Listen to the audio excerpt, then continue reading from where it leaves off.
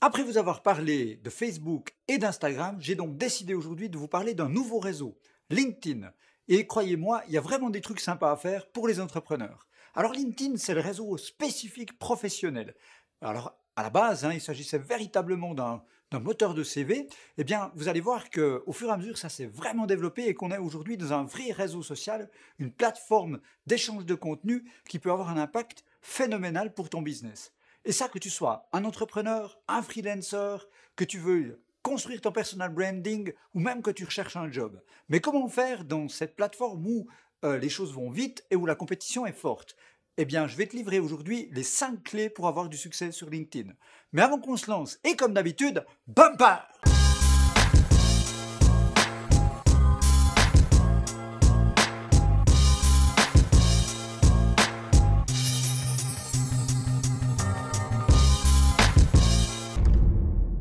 Hello la Starter Nation et bienvenue sur ce channel où vous le savez très certainement, mon but c'est de vous aider, vous accompagner, vous inspirer pour que vous puissiez inventer votre futur et lancer votre business. Alors une nouvelle fois, je voulais encore vous remercier du fond du cœur pour votre engagement sur ce channel. C'est absolument génial, c'est fantastique, c'est magique ce qui se passe avec beaucoup de vues, énormément de nouveaux abonnés et surtout beaucoup d'échanges entre vous et avec moi dans les commentaires. Je trouve ça génial, ça me donne énormément d'énergie pour continuer à vous délivrer un max de valeur. Donc surtout, on continue comme ça et puis vous verrez qu'on va vraiment réussir à faire avancer la Starter Nation. Mais revenons à nos moutons et plus particulièrement à LinkedIn qui est le sujet du jour. Alors LinkedIn, comme je te le disais en introduction, eh bien au départ c'était une sorte de moteur de CV avec des gens qui recherchaient du job et d'autres qui en proposaient. Et puis au fur et à mesure de l'histoire de ce réseau, les choses se sont développées.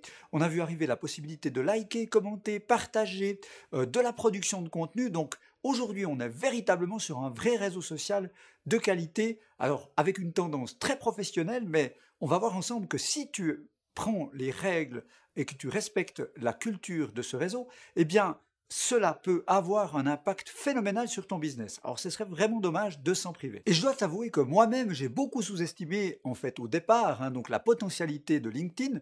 J'avais un peu l'impression qu'il s'agissait d'un registre professionnel dans lequel il suffisait d'avoir une présence un peu statique, passive.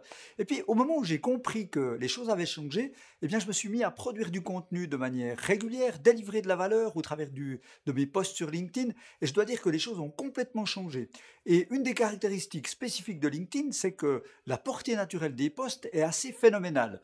Moi-même, avec une communauté de 2000 relations, il m'arrive de manière assez régulière d'avoir des posts qui sont vus par plus que 20, 30 ou 40 ou même 50 000 personnes avec un nombre de likes assez incroyable si on compare à d'autres plateformes comme Instagram ou Facebook. Donc, ça peut avoir un impact phénoménal sur ton business. De mon côté, avec cette présence régulière, eh bien, ça m'a amené énormément de potentialités, de collaboration, d'échanges, de synergie avec d'autres entrepreneurs et même des affaires sonnantes et trébuchantes. Donc, ce serait vraiment dommage de ne pas investir du temps et de l'énergie sur un réseau avec autant de résultats. Par contre, et comme on le disait en introduction, LinkedIn, c'est vraiment un réseau qui a une très forte culture à tendance professionnelle. Donc, il y a vraiment une manière de poster, il y a des règles, il y a une certaine éthique à avoir au niveau de tes contenus, parce que si tu ne respectes pas ces règles-là, tu risques rapidement d'être déçu par les résultats.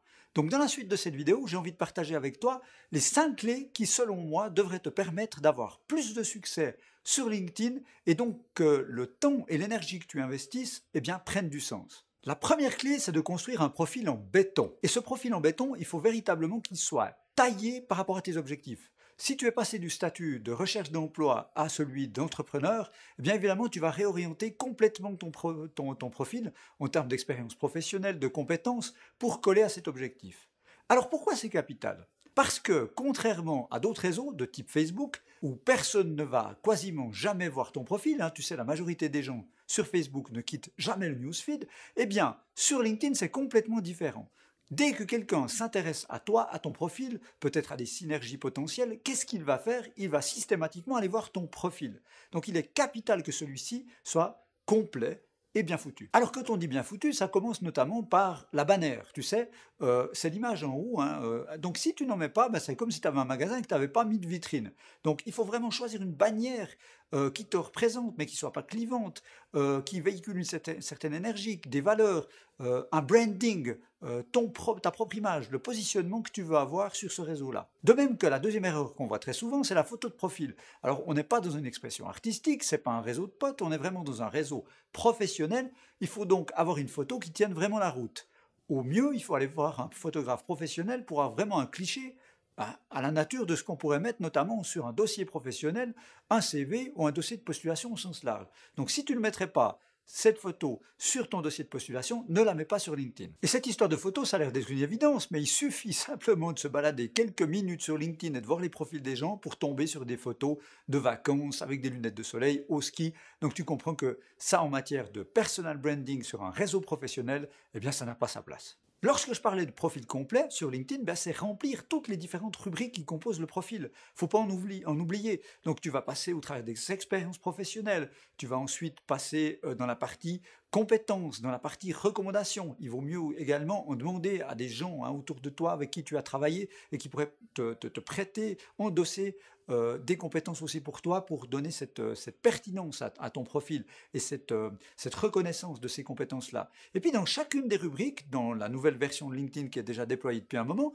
on peut mettre du contenu multimédia, donc des PDF, des présentations PowerPoint, on pourrait mettre de la photo, de la vidéo, dans chacune des rubriques pour illustrer au travers de documents multimédia ou de contenu multimédia les expériences ou ton parcours. Et ça, plus tu le fais, plus ton profil sera considéré comme qualitatif pour LinkedIn, et lorsqu'il y aura des gens qui feront des recherches, notamment sur des critères où tu te positionnes, eh bien plus ton profil sera complet, intéressant et complet également au niveau multimédia, et plus l'algorithme de LinkedIn aura tendance à le faire remonter dans les résultats de recherche, donc tu auras encore plus de succès.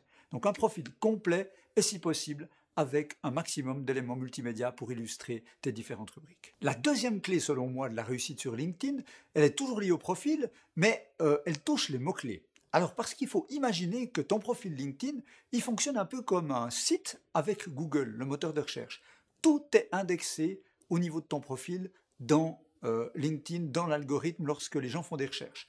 Donc la bonne technique, ça consiste à, comme tu le ferais pour un site internet, à établir en premier lieu une liste de mots-clés sur lesquels tu veux te positionner en fonction de tes objectifs. Alors qu'il s'agisse de chercher un job ou si tu es entrepreneur, plutôt de te positionner sur tes compétences, sur le service que tu peux délivrer, tes produits ou sur ton personal branding. Donc tu commences par établir une liste complète de mots-clés et puis une fois que tu as sélectionné les mots-clés les plus pertinents, qu'est-ce que tu vas faire? Eh bien quand tu vas composer les différentes rubriques de ton profil, expérience professionnelle et autres, résumé, eh bien tu vas le parsemer de ces mots-clés, histoire de pouvoir augmenter la qualité de l'indexation de ton profil. Et dans cette course à l'indexation, il ne faut pas oublier que toutes les rubriques ne sont pas indexées de la même manière. Certaines rubriques ont plus de pouvoir dans l'indexation. C'est notamment le cas du résumé. Et le résumé, tu sais, c'est le texte qui peut aller jusqu'à 2000 et quelques caractères, qui est juste en dessous de la photo, très souvent négligé. Donc ne le néglige pas, puisque cette rubrique-là, c'est celle qui est le plus indexée de la manière la plus puissante par l'algorithme.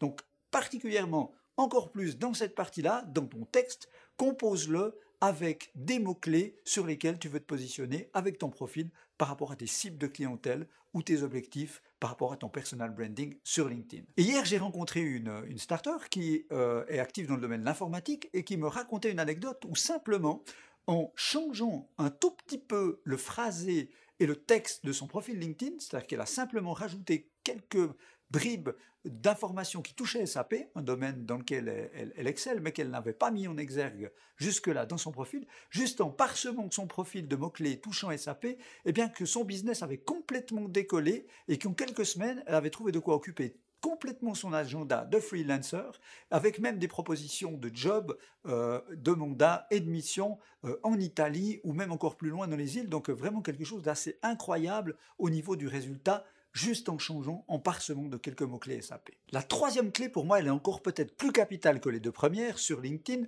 c'est de devenir un contributeur actif. Parce que beaucoup trop de personnes consomment le LinkedIn de manière passive. Alors devenir un contributeur actif pour moi, qu'est-ce que c'est? Eh bien c'est de publier régulièrement des posts. Alors les posts, aujourd'hui sur LinkedIn, tu peux utiliser quasiment tous les types de messages ou de contenus. Hein, tu peux poster bien évidemment du texte, et puis en ce moment ce qui fonctionne assez bien, ce sont des textes relativement longs. Hein, tu as un maximum de 1300 caractères, alors si tu les écris de bonne manière en racontant une histoire, en délivrant de la valeur et en aérant ton texte, ça fonctionne très bien. Tu peux en fait poster des photos, des quotes, bien choisi encore une fois, respecte la culture de ce réseau, de la vidéo depuis peu. Donc véritablement, deviens un contributeur actif, injecte du contenu de valeur de qualité dans le réseau, délivre un maximum de valeur, pense toujours à ce côté pull marketing, hein, donc donner, donner, donner, donner, donner X fois pour enfin pouvoir peut-être demander et recevoir à la fin, vraiment dans l'esprit social selling, et va peut-être même si tu as la possibilité de le faire jusqu'à écrire des articles de type blog dans le moteur Pulse, hein, qui est en fait le moteur de blog directement à l'intérieur de LinkedIn, qui donne aussi un bon pouvoir d'indexation et de reach naturel par rapport à l'algorithme. Donc utilise tous les potentiels contenus que LinkedIn t'autorise à publier pour démontrer ton expertise, délivrer de la valeur, te positionner,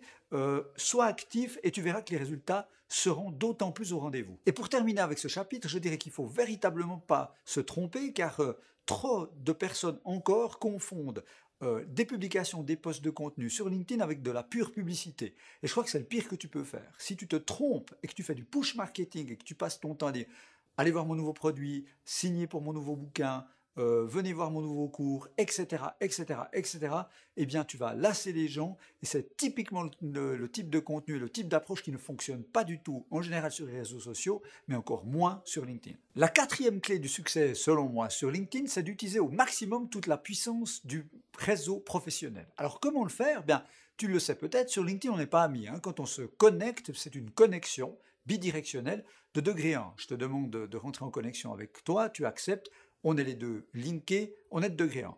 Et ce que les gens ne savent pas toujours, c'est qu'on peut également utiliser le pouvoir du réseau plus loin. Parce que les gens avec qui tu es connecté, toi en degré 1, mais que moi je ne connais pas, pour moi c'est du degré 2, etc. Hein. Donc les amis de mes amis sont mes amis et autres, tu as compris le phénomène. Et on peut construire un réseau sur LinkedIn avec deux types de philosophies. La première philosophie, c'est des gens qui décident de construire un réseau basé sur la quantité. Le but, c'est d'avoir le réseau le plus gros. À la limite, c'est des gens qui passent leur journée, tu sais, à cliquer sur toutes les demandes, toutes les propositions en fait de connexion, et puis qui se disent plus le réseau est grand, mieux c'est. Alors ça peut fonctionner lorsque ton objectif, c'est de répondre un message au plus grand nombre, un petit peu à la manière d'un tout-ménage ou d'un arrosoir. Alors l'autre technique que je trouve souvent beaucoup plus pertinente, c'est non pas d'aller sur un réseau de quantité, mais sur un réseau de qualité. Alors comment ça se passe? Ben, tu vas connecter des gens avec qui tu as soit une affinité réelle, dans la vraie vie professionnelle, avec qui tu as travaillé, avec qui tu pourrais prendre un téléphone et puis parler, ou même peut-être si tu vas un peu plus loin pour étendre un peu le concept, avec des gens avec qui tu peux avoir des synergies, des affinités proches, etc. Ce qui permet de construire un réseau beaucoup plus qualitatif. Et ça, c'est particulièrement intéressant si tu veux utiliser un des outils géniaux de LinkedIn, c'est le moteur de recherche. Pourquoi? Parce que au travers du moteur de recherche de LinkedIn, je te le rappelle, je l'ai dit tout à l'heure, tout est indexé dans les profils, tu peux faire des recherches sur n'importe quoi, sur des fonctions, sur des entreprises, sur des domaines d'activité, et ça te donne un outil de prospection phénoménal. Il te suffit de taper dans la barre de recherche, par exemple, une fonction d'un de tes prospects, et tu vas obtenir une liste de candidats potentiels à contacter. Alors les gens qui sont dans ton réseau de degré 1, pas de problème, ce sont des proches à toi, surtout si tu as un réseau de qualité, pas de problème, tu peux connecter et puis voir si vous pouvez avoir du business commun. Par contre, tu découvres peut-être que un contact super intéressant, ça peut être un prospect, mais ça peut être également peut-être quelqu'un avec qui tu veux collaborer, ça peut être quelqu'un pour t'appuyer pour trouver un nouveau job si tu es dans une autre circonstance, ça peut être un journaliste si tu cherches à augmenter ta notoriété, et bien que tu découvres qu'il n'est pas connecté avec toi en degré 1, mais qu'il est connecté avec toi en degré 2, c'est-à-dire que c'est une connaissance de tes connaissances.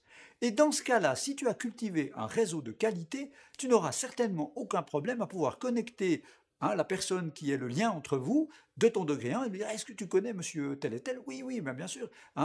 J'ai travaillé longtemps avec lui, on a fait nos études ensemble, c'est mon beau-frère. On peut tout imaginer. Et qu'à ce moment-là, si tu as un réseau de qualité, tu n'auras aucun problème à t'appuyer sur ton contact de degré 1 pour t'ouvrir la porte, pour ensuite contacter le degré 2. Alors ça peut être ensuite avec une approche bien entendu très fine, c'est pas le pied dans la porte, tu sais, avec la chaussure de ski comme un colporteur. Non, contacte-le via ton réseau, via le relais de degré 1, mais en ayant une approche qualitative respectueuse et basée sur, une fois de plus, délivrer de la valeur, et tu verras que la puissance du réseau à ce moment-là, elle est assez incroyable. Et la cinquième et dernière clé du succès selon moi sur LinkedIn, c'est de t'engager toi-même à fond dans la communauté. Alors ça demande beaucoup de temps et beaucoup d'énergie, mais c'est vraiment d'être actif.